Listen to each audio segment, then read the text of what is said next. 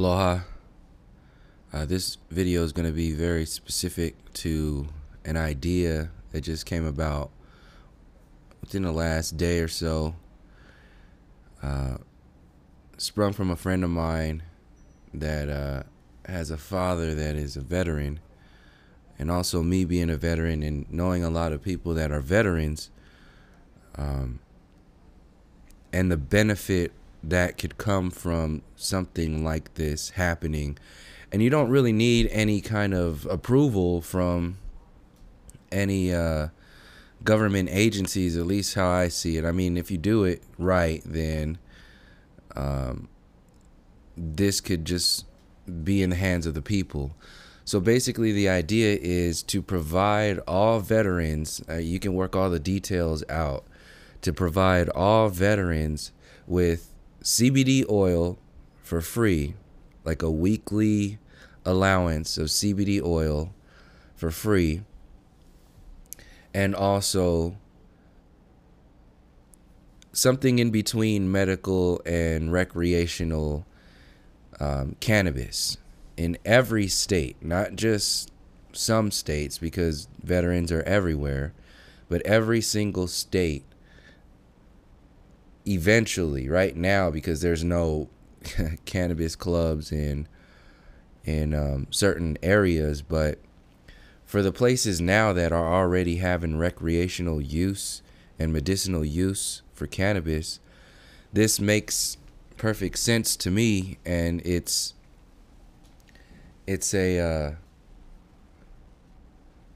kind of like a no-brainer, because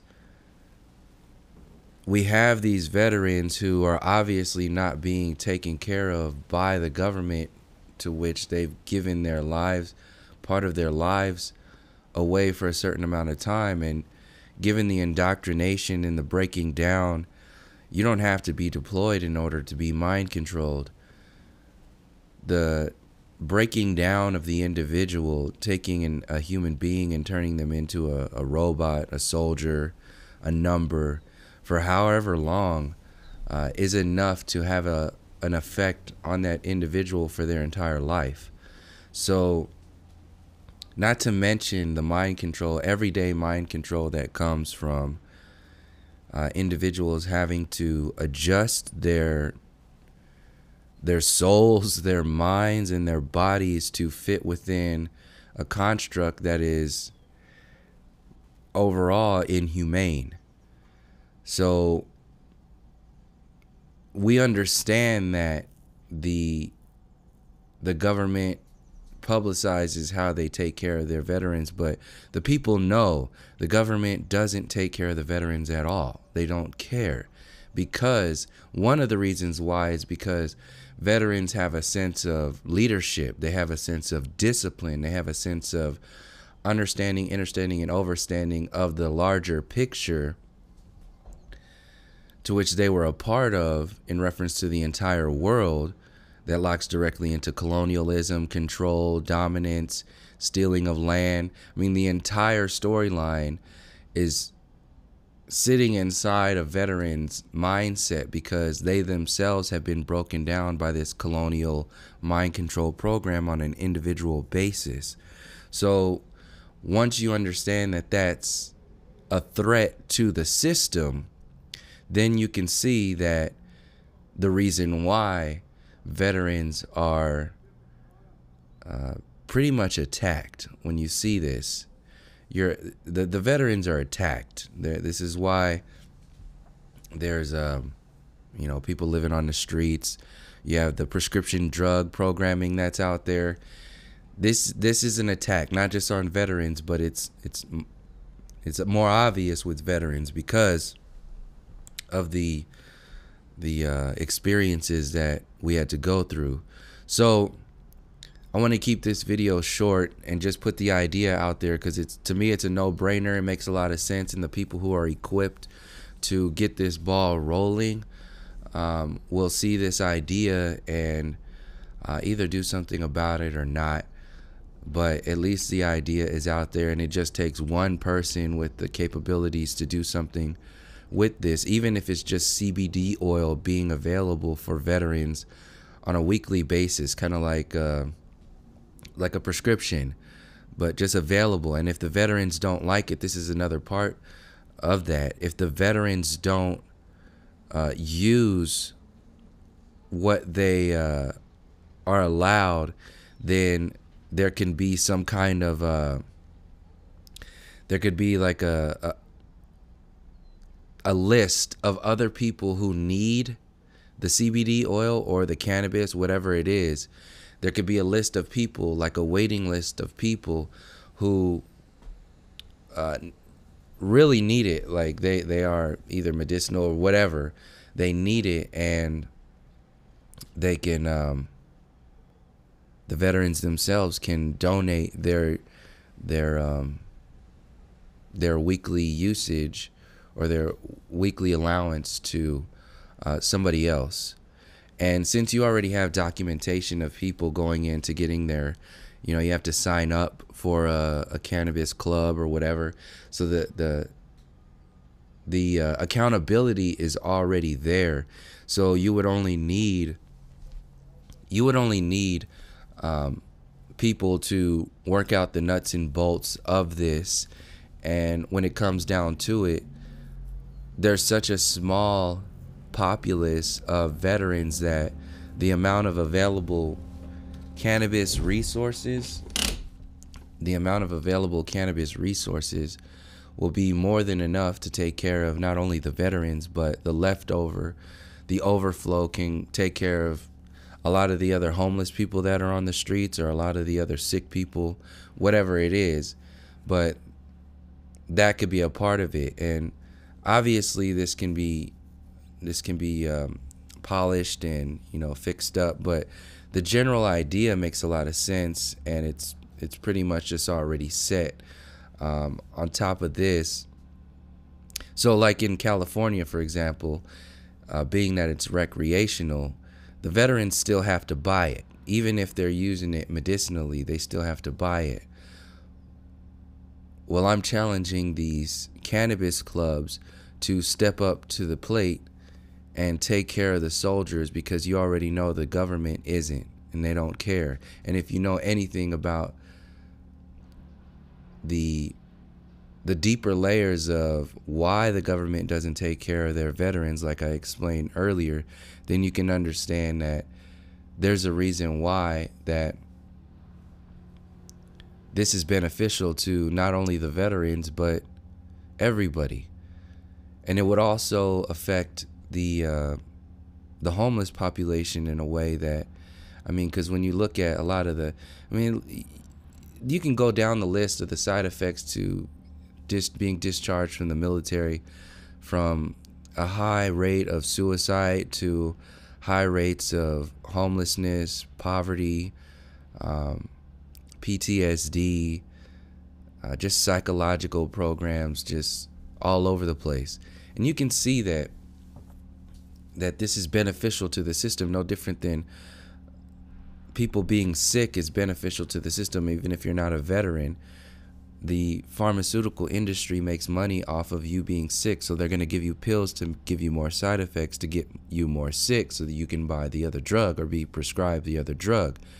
So these are drug dealers. Well, we can take that out of the equation and really allow people to no longer be subjected to drug dealers, but actually have a people-run system that is dedicated towards taking care of people overall. But if we're going to step anywhere, if you're going to do anything, take care of the soldiers who have already, like for me, I consider myself at that time, one of the most mind-controlled individuals at 17, going into the military for 4 years and then getting out and then going back in for another 3 years.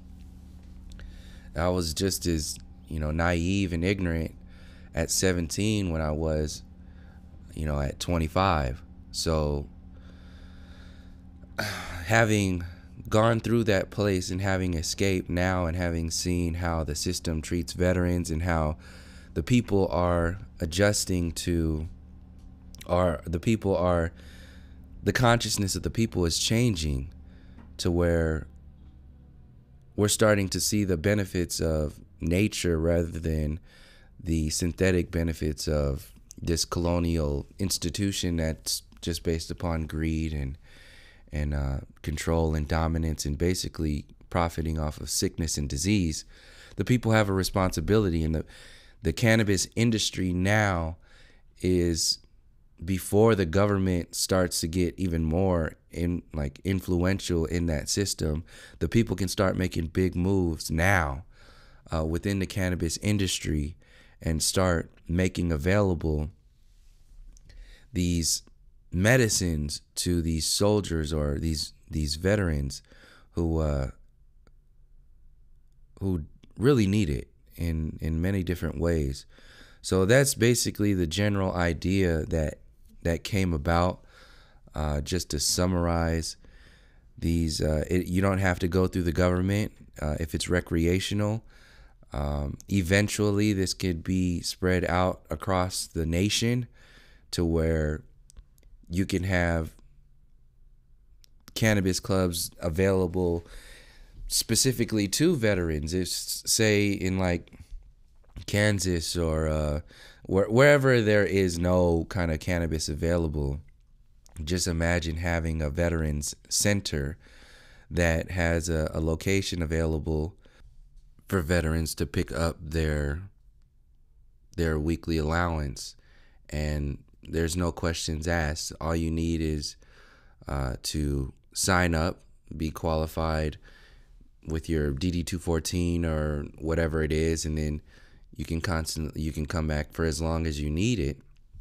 And like I said, the overflow, like the weekly thing, is to cut down on people, taking advantage of it. So it's not like you can get a whole bunch of it. It's just gonna and start selling it, but at least it's available to some degree to certain people. And if you want to get into the specific, like the details of it, you can adjust it based upon the individual's needs or whatever from a medicinal perspective. But overall, the general idea is at least make available something in between, because you're gonna have the extremes. You're gonna have the extremes of people really, really, really needing a lot based upon their needs from their, and then all the way, just as an example, all the way down to somebody who really doesn't need anything. They can probably smoke just like a few bowls, every now and again. That's it. That's all they would need. So that would work out to basically next to nothing. That's just already like overflow. But you can take this overflow and do something with it. And if you want to get into the financial parts of it, then you can set up some kind of fund, a nationwide fund, to make this available for the veterans. And you're going to have more than enough people set up something like that if it really goes down to the money. But from how I see it, based upon my observations in the cannabis clubs and the forward thinking of the people who are involved in the cannabis clubs, both from the medicinal and the societal perspectives, this doesn't seem like something that would be very difficult to accomplish. So that's basically the general idea for people who follow this channel. I'd really appreciate it if you share this video, mirror this video, whatever it is that you feel guided to do. But if you do feel like this is a good idea, or at least a good starting point, then help share this on whatever social media you have available. And hopefully something will come about with this sooner than later, and we'll start seeing a lot of these veterans get better, at least to some degree.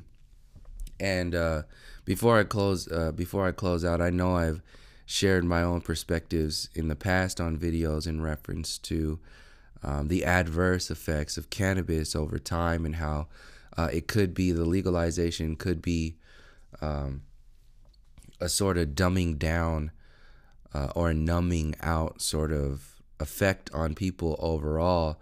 But at that same time in that video, these are two different worlds. There's the world of, control and manipulation and dominance, where the system's going to do whatever it is they're going to do. But at the same time, there's the natural benefits of cannabis, the medicinal properties of cannabis that pretty much outweigh any kind of, societal or colonial perspective. And it's first and foremost. And when you have regulations in place, such as like a weekly allowance, or people are smart. We can get together and make this a good thing. It will also start creating the atmosphere of, or adding to the atmosphere of, people providing for themselves and not having to wait for the government to do anything, because the majority of people already know that the government doesn't care about the people. It's a business, it's a corporation. So if we've already confirmed that, if you've already confirmed that, and beyond that, you don't need to confirm that to really see the benefits of providing something like this for the veterans, knowing that they're at the bottom of the barrel, once they're done. So yeah, that's pretty much what I had for this video. Once again, thank you for the support on this channel. And from all my relations, peace, love, and harmony.